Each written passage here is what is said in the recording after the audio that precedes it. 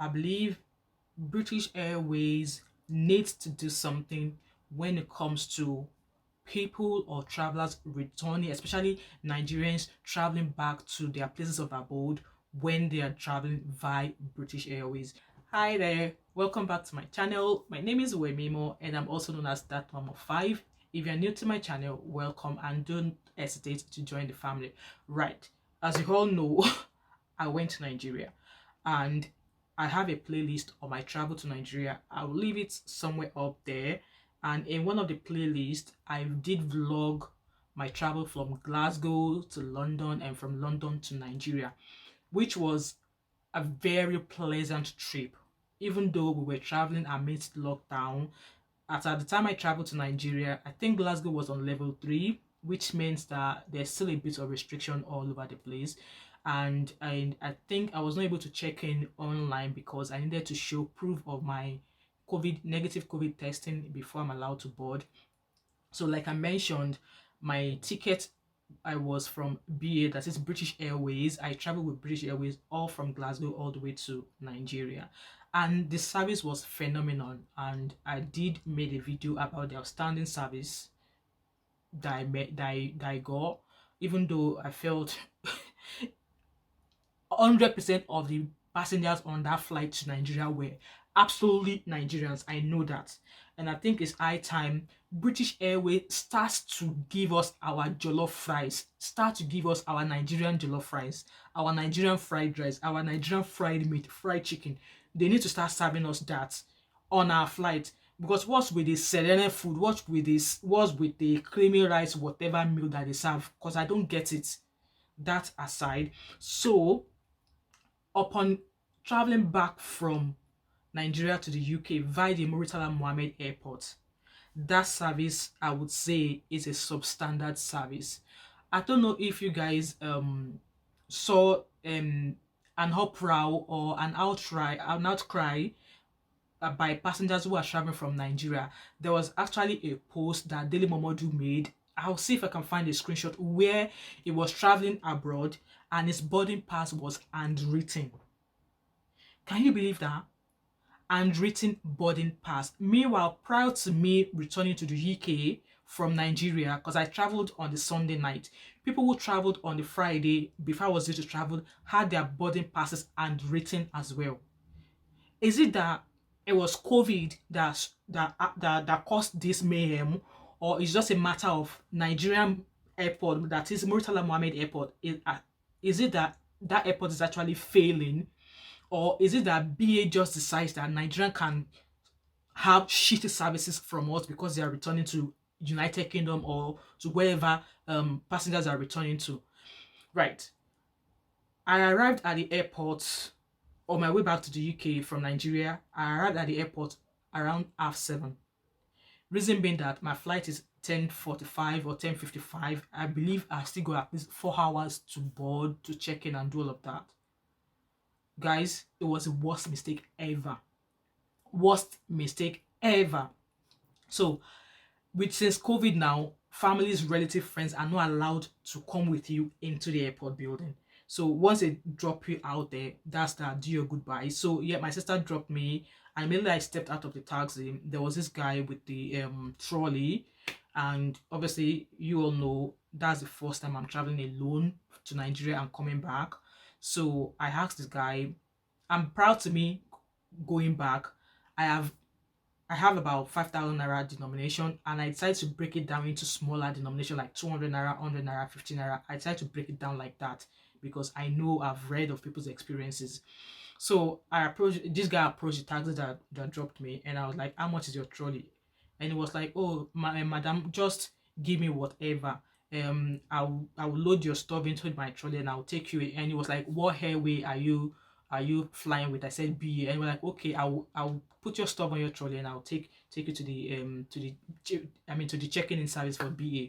So the first door I entered into, so on the right hand side there's like a cubicle where you need to put your bags through. So I think maybe those are like the security. So that was the first point of entrance for me into the airport. There's a cubicle with like 3 or 4 staffs in there, and then I put my bags through there. So I had 2 big bags and a mini one, so making it 3 bags. I put my bags in there, and then immediately all of my bags went through. Two of the guys stood up and they motioned for me to come to their window. So I greeted them because obviously they were elderly. I was not about to be rude to anybody. So I was like, "Oh, good evening, sirs. How was your weekend?" And they were like, what have you got in your bag?" And I'm like, "They are just my clothes and some gifts for my family back home in the UK." And they were like, "Oh, we can see you've got some stuff in there that you're not supposed to take." In fact, before then, I was like, "Oh, is there any reason why I've been asked to come over?" They were like, "It's because we can see you've got some stuff in your bag." And I like, "Stuff like that, please let me know. Maybe I've got stuff that I'm not supposed to be carrying in my bag." Um, I think they realized that I knew what I was talking about, so they didn't want to push for that. They were just like, what we are just trying to say is that, it's the weekend, so, and I know you don't want to miss your flight, so, just do something now." So instantly I understood what they were talking about. So I just opened my bag, counted like six 200 naira notes, and I handed it. I was like, "No, my gas, make it no verse because I'm going back, and that's all the naira I had with me." So the guy moved me towards the British Airways, and you need to see the amount of people. So by this time it was around 8 o'clock, quarter past 8. So we're already getting to so I was on the queue. I need to see the queue. The queue was ridiculous. The business side people that are on business were trying to check in. It was crazy. I think there was only 3 people serving.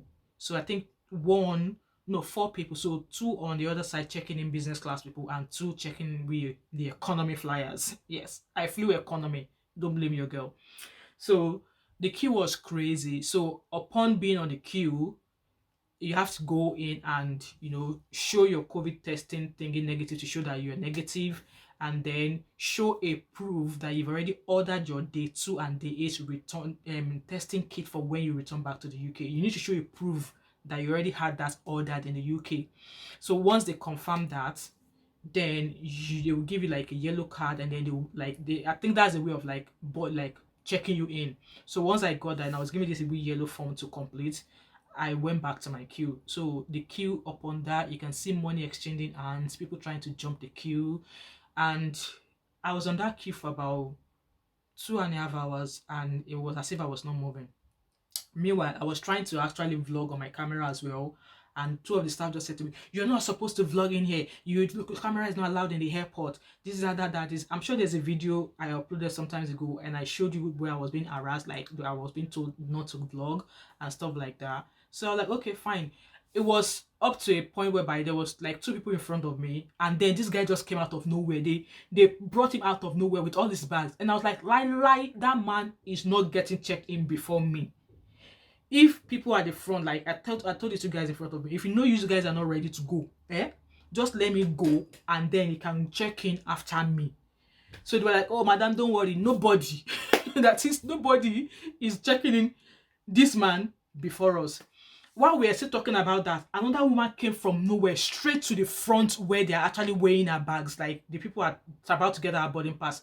And I was like, "Excuse me, oh, I saw this woman hours ago where she was still arguing about COVID testing or no COVID testing. They told her to bring proof that she's already got her COVID testing." We're still like seeing her. Before I knew she was at the front. Immediately, one of the airport staff was like, "Oh, we are sorry, we did not know." I'm like, how can you not know? How can you not know? You brought her here.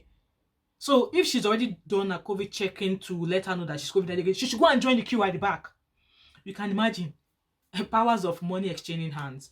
So eventually I checked in, I got my boarding pass. Fortunately enough, my boarding pass was not handwritten, but it was printed out. I got that. And then I was about walking towards the immigration and stuff. This guy was like, "Oh, madam, the yellow form they gave you, have you written your name at the back?" So I was like, "No, but fill form." He was like, "Well, you need to write your address at the back." So I was trying to get my pen from my bag. Then this guy offered me his pen. Then before I knew it, I wrote with the pen and I gave it back to him. And he was like, madam, drop something." I was like, "What do you mean drop something?" The pen will be free. And I was like, "Come, the pen where I get inside my bag is more expensive than the one you just told me to use. So if you don't come off my front, I go shout." That was how the guy left me. So eventually I went through immigration, no problem at all. They checked my passport. They were like, "Oh, where's the Nigerian passport?" I'm like, "Well, I applied for it. It's not ready yet." So eventually, by the time I got to where I was going to board the flight, it was already 10:45. And I don't understand the excessive checking of passengers. Okay, we've been through all the immigration, we've been through the customs, we've been through everybody. So we are just at that section where you actually wait to go board the flight. Again, queue. They were checking us, they checking passport, they were bang, bang, bang, bang, all these their scanners. And again, they still check their hand luggage again. And I was like, what's the essence of all the check-ins we've done hours ago? And then when it's just about walking distance to boarding the flight, they are still making us go through all of this. I just don't understand, which was a total different service from when I was living from the UK to Nigeria. British Airways, you need to do better. You actually really need to do better. Is it because this is a flight coming from Nigeria, or is it because they do not regard Nigerians as anybody, or they just feel that, oh, they are Nigerians, they are well, I mean, everything is fine by them? No, everything is not fine by them. It took me 4 hours 50 minutes to check in, to get to the point where I could board the flight. Yes, it took me 4 hours 15 minutes, and by the time I got there, there was not even a place to sit down. I was standing. In fact, I feel pity for parents who had little kids with them. I was like, I will never put my children through that. Eventually, we boarded the flight. My seat number was 41, so they boarded from 60 to 40. Immediately I had 60 to 40. I was happy because my back was killing me. I'm getting old. My back was killing me. And eventually, the flight did not leave until I think 11:15 or 11:20. And fine, yes, there was a bit of social distancing on the flight, but I felt British Airways services from Murtala Mohammed Airport is a substandard service, and something has to be done. Why are they handwriting boarding passes? Why is it taking 4 hours 15 minutes to check in 60 passengers? Because like I said, they call ticket number 60 to 40 to board. So definitely on that flight, we had 60 passengers. So why does it have to take 4 hours 55 minutes to check in 60 passengers? When I was coming from the UK to Nigeria, it took me less than 2 minutes to check in. Less than 2 minutes to check in. So what do you guys think? Please feel free to share your British Airways travel experiences from Nigeria or from anywhere. As long as you've used British Airways, please feel free to share your experiences with me below.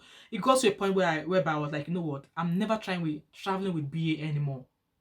But then I think the comfort of BA is that it goes directly. If you have to go through KLM will have to go to go to somewhere. You have a stopover for 4 hours or something before you board. I'm not about all that life. That was why I tried to go with British Airways. But please share your experiences below. I feel it is not just down to Nigerian government or Nigerian airports alone. This is down to British Airways as well. British Airways need to do better and stop serving Nigerian substandard services. I said it. I paid for my flight. I needed to be treated well. You can imagine. And in fact, there are passengers who are elderly people on that flight as well. You can imagine 4 hours 55 minutes to board a flight, to check in. And still, staffs won't stop asking you for money. Won't stop asking you for stuff. Why are they like that? I don't want to believe that Nigeria is a failed country. But I'm sure whatever arm of the government that is responsible for the Murtala Mohammed Airport needs to make sure something is done the right way. We should be treated better for the services that we require, and we paid for these services. So this message is to you, British Airways. If this video gets to any of you, stop providing substandard services to Nigerians. And I'm speaking on this based on my experience. And the government arm of Nigeria responsible for Murtala Mohammed Airport, you all need to sit up, let your senses be working, and demand the right respect and the right services for your citizens or for your visitors that are visiting your country. Yeah, that's all I'm going to say. I know this video might come as harsh, it might come harsh, but it's the truth. Like I said, share your travel experience below with me. Will you be traveling back to Nigeria soon? Will you be using British Airways anytime soon? And if you have enjoyed this video, don't forget to like this video. Drop me a comment in the comment section. Click on the subscription button if you're yet to subscribe. There's more to come. And click on that notification bell so you don't miss any notification or any video from me. And I hope to catch up with you in my next video. Bye.